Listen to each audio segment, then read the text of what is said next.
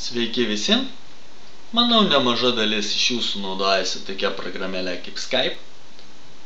Šiandienos pamoka bus skirta būtent jam ir aš jūs išmokysiu, kaip pasidaryti tai vadinamą shortcutą, kad vieno mygtuko paspaudimu galima būtų prisijungti prie jūsų Skype paskyros.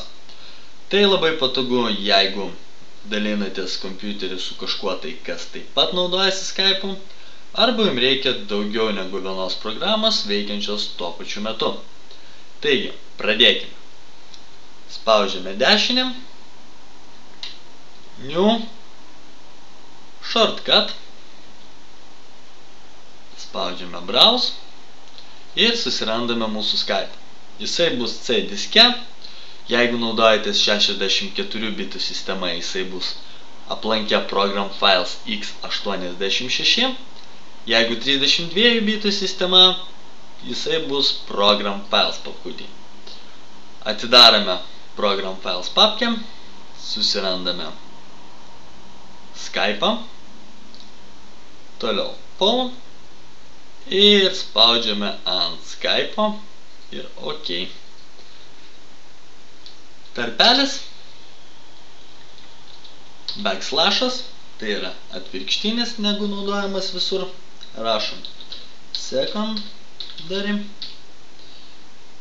tarpelis, backslashas, user name, dvitaškis, čia rašysis jūsų vardas, tuomet dedate tarpelį, slashas, rašote password, dvitaškis ir įrašote slaptažodį. Atlikę štai tokius veiksmus, paspaudžiate next,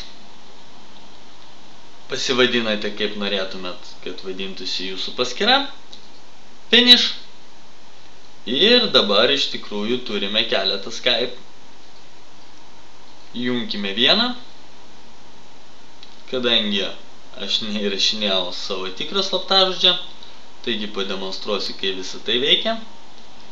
Kiekvienas naujas Skype turi būti nustatytas tiek pagal garso įrenginius, tiek pagal visą kitą schemą.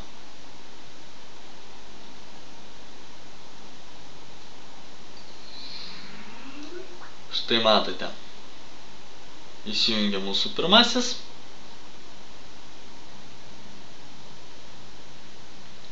Deja, dėl to, kad įrašinėjau, kompiuteris veikia šiek tiek lėčiau, bet kaip matote, viskas veikia puikiai. Taigi, dėkoju už jūsų dėmesį, tikiuosi šį pamokėlį jums buvo naudinga ir iki malonaus.